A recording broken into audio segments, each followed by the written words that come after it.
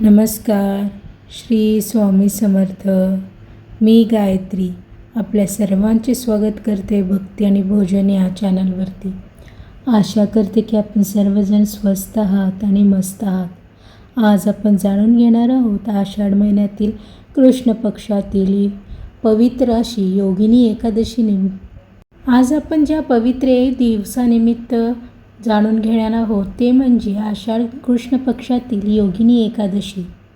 हिंदू धर्मातील 24 एकादशीपैकी ही एक अत्यंत पुण्यदायी आणि पापांचा नाश करणारी एकादशी मानली जाते.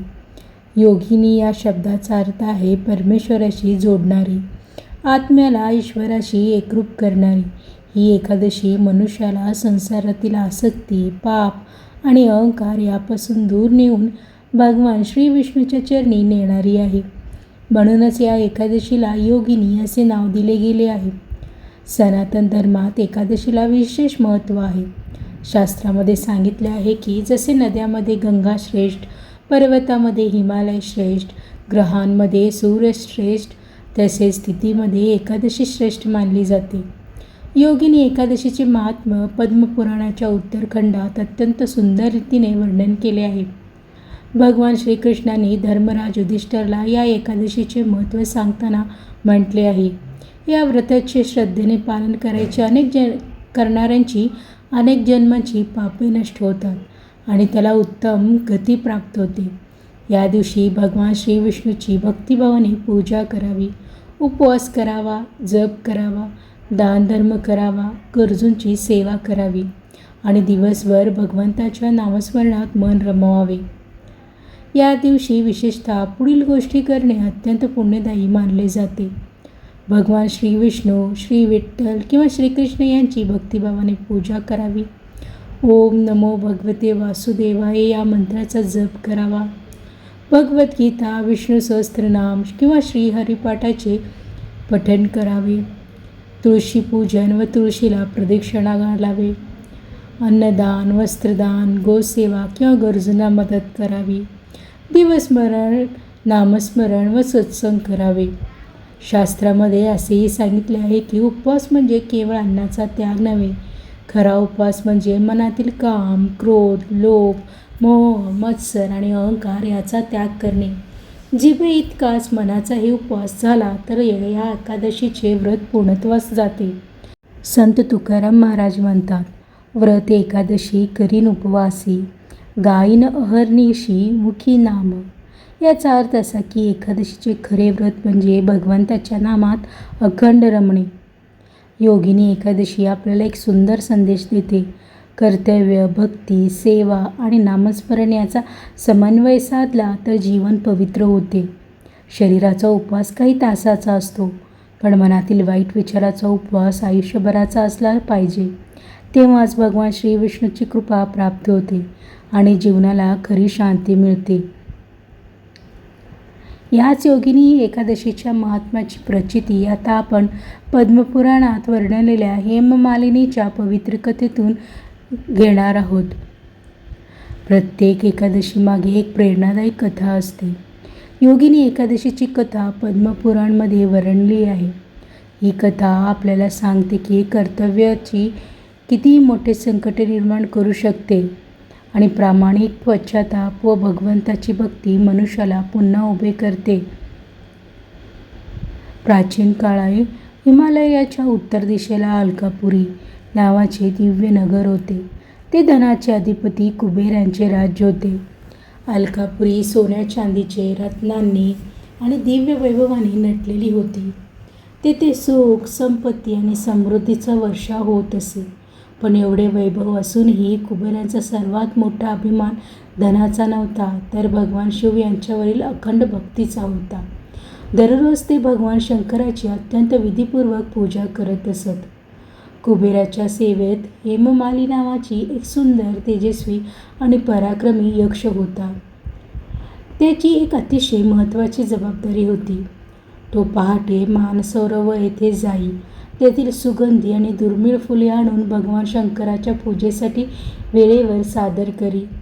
कुबेरांना त्या फुलाची पूजा प्रिय होती, त्यामुळे हेममालिनीची सेवा अत्यंत महत्त्वाची मानली जाते.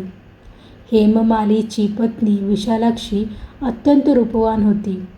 एक दिवस हेममाली फुले आणून परतला, पण पत्नीच्या सहवासात तो इतका रमला की त्याला वेळेचे भान राहिले नाही. भगवान शंकराच्या पूजेची वेळ निघून गेली. कुबेर पूजा करण्यासाठी बसले, पण फुले आली नव्हती. पूजा थांबली. कुबेरांनी सेवकाला विचारले, हेममाली कुठे आहे? शोध घेतल्यानंतर कळाले की तो आपल्या पत्नीबरोबर आनंदात मग्न आहे. हे ऐकताच कुबेर संतापले. त्यांनी हेममालीला राजसभेत बोलवले. कुबेर म्हणाले, हेममाली, तू माझ्या आज्ञेचे उल्लंघन केलेस. त्याहूनही मोठा अपराध म्हणजे भगवान शंकराच्या पूजेत अडथळा आणलास. ज्याने कर्तव्याचा त्याग केला तो सेवक राहण्यास पात्र नाही. रागाच्या भरात त्यांनी शाप दिला, तू पृथ्वीवर जाशील, तुला कुष्ठरोग होईल, तुझे दिव्य तेज नष्ट होईल आणि तू दीर्घकाळ दुःख भोगशील. क्षणात शाप फळाला आला. हेममालीचे दिव्य शरीर नाहीसे झाले. त्याच्या शरीरावर अंगावर कुष्ठरोग पसरला. सुंदर रूप कुरूप झाले. स्वर्गातील सर्व सुख संपले. पत्नीपासून वियोग झाला. आपस्वकीय दूर गेले. तो जंगलात, डोंगरात, अरण्यात भटकू लागला. भूक, तहान, अपमान आणि वेदना याशिवाय त्याच्या आयुष्यात काही उरले नव्हते. तेव्हा त्याला आपल्या चुकीची जाणीव झाली. तो मनोमन म्हणाला, मी एका क्षणाच्या मोहासाठी माझे कर्तव्य विसरलो, त्याची ही शिक्षा आहे. अनेक वर्षे भटकत असताना त्याला महान तपस्वी मार्कंडेय ऋषींचा आश्रम दिसला. हेममालीने नम्रपणे त्यांच्या चरणी मस्तक ठेवले. ऋषींनी विचारले, वत्सा, तू कोण? तुझी अशी अवस्था का झाली आहे? हेममालीने सर्व कथा सांगितली. त्याचा पश्चाताप पाहून ऋषीचे हृदय द्रवले.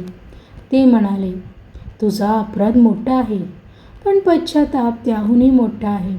आता तू आषाढ कृष्ण पक्षातील योगिनी एकादशीचे व्रत श्रद्धेने कर. भगवान श्री विष्णूचे नामस्मरण कर, तेच तुला मुक्त करतील. हेममालीने ऋषीच्या आज्ञेप्रमाणे व्रत केले. त्याने उपवास केला. भगवान श्री विष्णूची पूजा केली. रात्रभर जागरण केले. अखंड नामस्मरण केले. द्वादशीला विधीपूर्वक पारायण केले. हेममालीच्या भक्तीवर भगवान विष्णू प्रसन्न झाले. क्षणात त्याचा कुष्ठरोग नाहीसा झाला. त्याला पुन्हा दिव्य तेजस्वी शरीर प्राप्त झाले. सर्व पापांचा नाश झाला. तो पुन्हा अलकापुरीत गेला. कुबेराने त्याला क्षमा केली आणि पूर्वीचे स्थान दिले. अशा प्रकारे योगिनी एकादशीच्या व्रतामुळे एका अपराधी यक्षाचा उद्धार झाला. ही कथा केवळ एका यक्षाची नाही, तर आपल्या प्रत्येक जीवनाचा आरसा आहे. ही कथा आपल्याला शिकवते, कर्तव्य विसरणे म्हणजे अधर्माची सुरुवात. मोह आणि आसक्ती माणसाला विवेकापासून दूर नेतात. चूक झाली तरी प्रामाणिक पश्चाताप आणि भक्तीने जीवन बदलू शकते. उपवास म्हणजे केवळ अन्नाचा त्याग नाही, तो मनातील दोषाचा त्याग आहे. भक्ती आणि कर्तव्य हे एकमेकाचे पूरक आहेत. संत तुकाराम महाराज म्हणतात, स्वामी काज गुरु भक्ती, ह्याची धर्म निश्चिती. म्हणूनच भक्ती म्हणजे फक्त पूजा अर्चा नव्हे, आपले कर्तव्य प्रामाणिकपणे पार पाडणे ही देखील ईश्वराची सेवा आहे. ह्याच संदेशामुळे योगिनी एकादशी आजही प्रत्येक भक्ताला आत्मपरीक्षण, पश्चाताप आणि भगवंताच्या कृपेचा मार्ग दाखवते. योगिनी एकादशीचे व्रत केवळ उपवासाने पूर्ण होत नाही. या दिवशी भगवान श्री विष्णूचे नामस्मरण, मंत्रजप आणि ध्यान यांना विशेष महत्त्व आहे. शास्त्रामध्ये सांगितले आहे की कलियुगात नामस्मरण हाच सर्वात मोठा, सोपा आणि श्रेष्ठ मार्ग आहे. मनुष्य जेव्हा भगवंताचे नाव श्रद्धेने घेतो तेव्हा मन शांत होते, चित्त एकाग्र होते आणि अंतःकरण शुद्ध होऊ लागते. म्हणून या दिवशी शक्य असल्यास 108 वेळा किंवा आपल्या सामर्थ्यानुसार मंत्र जप करावा. आता कोणता मंत्र जप करावा हे आपण पाहूया. पहिला, द्वादक्षरी महामंत्र ओम नमो भगवते वासुदेवाय. हा भगवान श्री विष्णूचा अत्यंत पवित्र आणि प्रभावी मंत्र आहे. याला द्वादक्षरी मंत्र असे म्हणतात, कारण या मंत्रात 12 अक्षरे आहेत. याचा अर्थ असा आहे की हे सर्व विश्वाचे पालन करता श्री वासुदेव, मी आपल्याला नमस्कार करतो आणि आपल्या चरणी शरण येतो. या मंत्राच्या जपामुळे मनातील भीती दूर होते, पापांचा क्षय होतो, मनाला शांती मिळते, भगवंतावरील श्रद्धा दृढ होते, मोक्षमार्ग सुकर होतो. दुसरा मंत्र श्री विष्णू गायत्री मंत्र. ओम नारायण विद्महे वासुदेवाय धीमहि तन्नो विष्णू हा प्रचोदयात. याचा अर्थ आम्ही भगवान नारायणा जागण्याचा प्रयत्न करतो, वासुदेवाचे ध्यान करतो. ते भगवान श्री विष्णू या आमच्या बुद्धीला सत्मार्गाची प्रेरणा देवोत. हा मंत्र बुद्धी शुद्ध करतो, विवेक जागृत करतो आणि जीवनाला योग्य दिशा देतो. या मंत्रात शब्दापेक्षा भाव महत्त्वाचा असतो. भक्ती, श्रद्धा आणि विश्वासाने घेतलेले एक भगवंताचे नावही जीवन बदलू शकते. संत नामदेव महाराज म्हणतात, नाम हेचीच धन, नाम हेची जीवन. म्हणून योगिनी एकादशीच्या दिवशी आपण सर्वांनी संकल्प करूया की दररोज काही वेळ भगवंताच्या नामस्मरणासाठी देऊ. मंत्र जपानंतर भगवान श्री विष्णूचे स्तवन केले जाते. स्तोत्र म्हणजे भगवंताच्या दिव्य गुणाचे स्मरण. जेव्हा आपण भगवंताच्या स्वरूपाचे ध्यान करतो तेव्हा मनातील अस्थिरता दूर होऊन भक्तिभाव जागृत होतो. आता आपण सर्वजण भगवान श्री विष्णूचे अत्यंत प्रसिद्ध ध्यानस्तोत्र म्हणूया. शांताकारं भुजंगशयनं पद्मनाभं सुरेशं विश्वाधारं गगनसदृशं मेघवर्णं शुभांकनं लक्ष्मीकान्तं कमलनयनं योगिभिर्यनग्नं वंदे विष्णुं भयभवहरं सर्वलोकैकनाथं. या श्लोकाचा अर्थ, ज्याचे स्वरूप अत्यंत शांत आहे, जे शेषनागावर शयन करतात, ज्यांच्या नाभीतून कमळ उत्पन्न झाले आहे, देवाचे स्वामी, संपूर्ण विश्वाचे आधार, आकाशासारखे अनंत, मेघासारखे श्यामवर्णीय, माता लक्ष्मीचे प्रिय, कमळासारखे सुंदर नेत्र असलेले, ज्याचे ध्यान योगी जन करतात, जन्म मृत्यूच्या भयाचे नाश करणारे, सर्व सृष्टीचे एकमेव स्वामी, अशा श्री विष्णूंना माझा प्रणाम. मंत्र जप आणि स्तोत्रपठण याचा उद्देश केवळ शब्दाचे उच्चारण नसून भगवंताशी अंतःकरणाने जोडले जाणे हा आहे. जेव्हा मन, वाणी आणि कर्म या तिन्हीची एकरूपता होते तेव्हा भगवंताची कृपा सहज प्राप्त होते. योगिनी एकादशीच्या दिवशी, पवित्र दिवशी विष्णू सहस्त्रनामाचे पठण किंवा श्रवण केल्यास भक्ती अधिक दृढ होते आणि भगवान श्री विष्णूची कृपा प्राप्त होते. योगिनी एकादशी म्हणजे भगवान श्री विष्णूची उपासना आणि महाराष्ट्रात श्री विष्णूचे साकार रूप म्हणजे पंढरीचा विठ्ठल. म्हणूनच वारकरी संप्रदायात एकादशीच्या दिवशी अभंग गायन, हरिपाठ आणि नामसंकीर्तनाला विशेष महत्त्व आहे.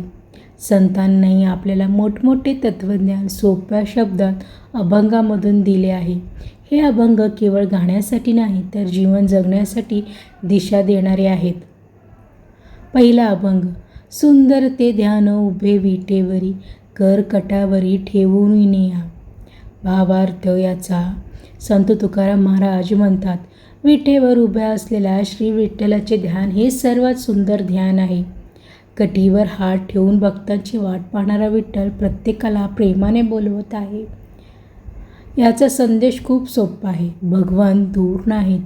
श्रद्धेने त्याचे स्मरण केले की ते आपल्या हृदयात सुद्धा प्रकट होतात. दुसरा अभंग. अवघा रंग एक झाला, रंगी रंगला श्रीरंग. या अभंगाचा अर्थ असा, जेव्हा भक्त पूर्णपणे भगवंताच्या भक्तीत रंगून जातो तेव्हा मी आणि तू हा भेद संपतो. सर्वत्र श्रीहरीचेच दर्शन घडते. या अभंगाचा संदेश एवढाच, भक्ती म्हणजे परमेश्वराशी एकरूप होणे. तिसरा अभंग.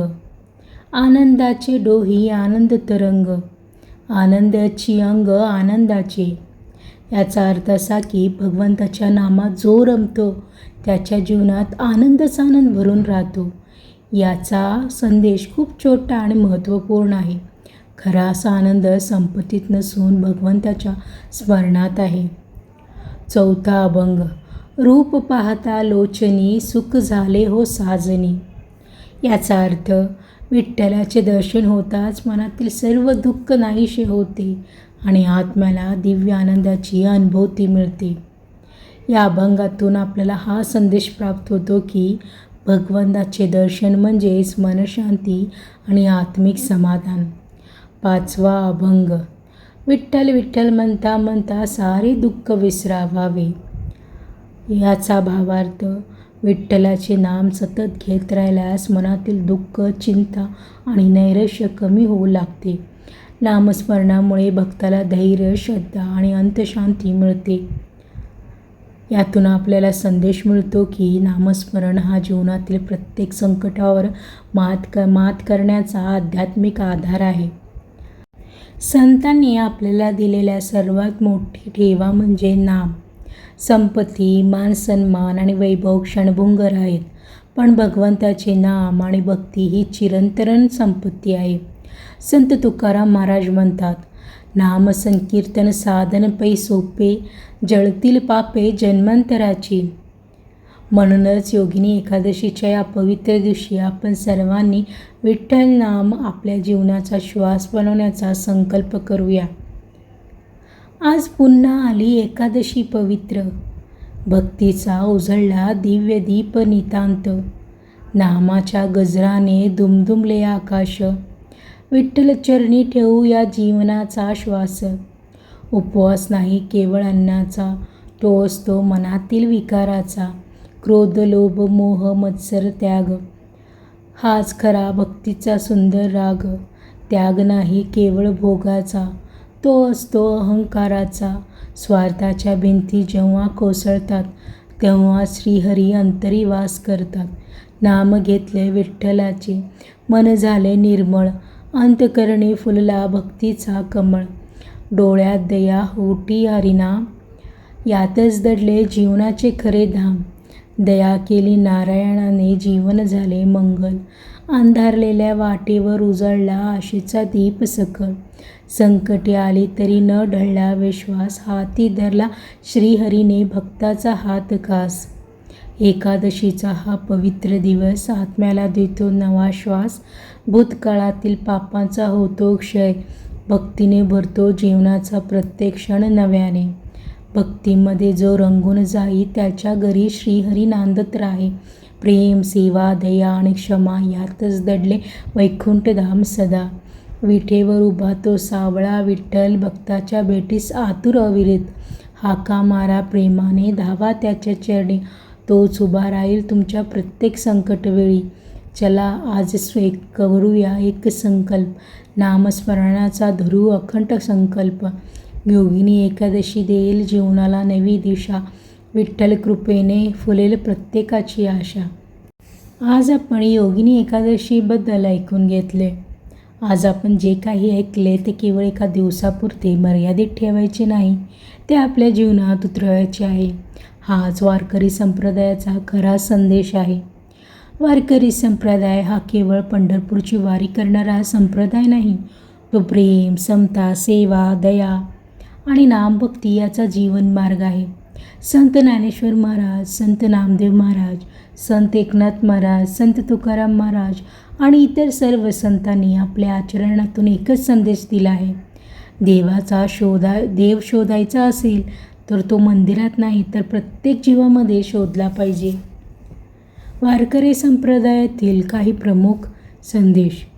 नाम हेच ध्यान. संत म्हणतात, जगातील धनसंपत्ती, मानसन्मान, वैभव एक दिवस नष्ट होईल, पण भगवंताचे नाम हे कधीही नष्ट होत नाहीत. ज्याच्या मुखी विठ्ठलाचे नाम आहे हे त्याचे जीवन धन्य आहे. रोज काही मिनिटे का होईना प्रेमाने म्हणा, राम कृष्ण हरी, विठ्ठल विठ्ठल. हेच आपल्या जीवनातील सर्वात मोठे धन आहे. सेवा हीच पूजा. आपण अनेकदा विचार करतो की पूजा म्हणजे फुले वाहणे, आरती करणे किंवा देवळात जाणे, परंतु संत सांगतात, भुकेलेला अन्न देणे, तहानलेल्याला पाणी देणे, वृद्धांची सेवा करणे, दुःखी माणसाला आधार देणे हीच खरी देवपूजा आहे.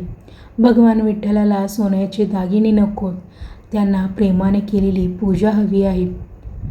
दया हा सर्वोच्च धर्म आहे. संत तुकाराम महाराज म्हणतात, दया धर्माचे मूळ आहे.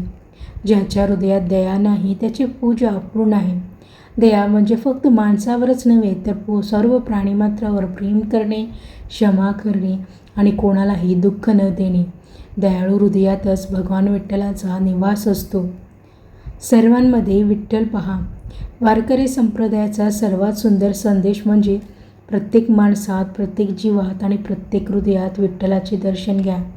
जात, धर्म, श्रीमंती, गरिबी, लहान मोठा असा कोणताही भेदभाव करू नका. संतांनी शिकवले आहे, जे का रंजले गांजले त्यासी म्हणे जो आपले, तोची साधू ओळखावा देव तेथीच जाणावा. म्हणजेच दुःखी, गरजू, संकटात सापडलेल्या माणसाला आपलेसे करण्याजवळच देवाचा खरा वास असतो. योगिनी एकादशीच्या या पवित्र दिवशी आपण सर्वजण मनोमन हा संकल्प करूया, माझ्या मुखी नेहमी विठ्ठलाचे नाव राहील. मी प्रत्येकाशी प्रेमाने वागेन. मी आईवडिलांचा, गुरुचा आदर करीन. मी गरजूंना मदत करेन. मी कोणाचाही द्वेष करणार नाही. प्रत्येक जीवामध्ये विठ्ठलाचा रूप पाहण्याचा प्रयत्न करेन. आज आपण योगिनी एकादशीचे महात्म्य, हेममालेची कथा, भगवान श्री विष्णूचे मंत्र, स्तोत्र, संतांचे अभंग आणि वारकरी संप्रदायाचा संदेश याचा लाभ घेतला. हा व्हिडिओ येथे संपत असला तरी खरी सुरुवात आता आपल्या जीवनात होणार आहे.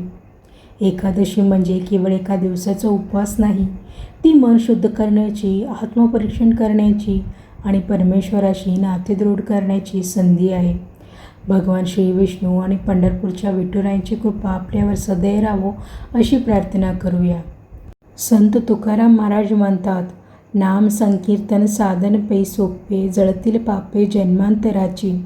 म्हणूनच योगिनी एकादशीचा खरा प्रसाद म्हणजे नाम, प्रेम, सेवा आणि दया हे 4 गुण आपण आपल्या जीवनात जपले तर प्रत्येक दिवस आपल्या आयुष्यात एकादशीसारखा पवित्र होईल.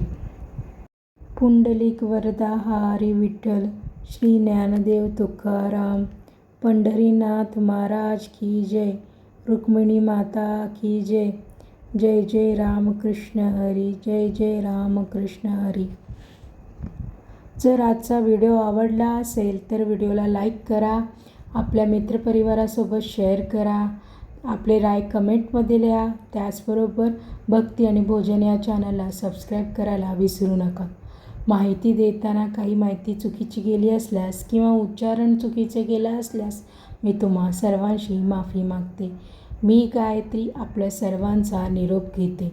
पुन्हा भेटूयात नवीन भक्ती प्रवासात, नवीन भक्ती कथेसह इथेच आपल्या भक्ती आणि भोजन या चॅनलवरती.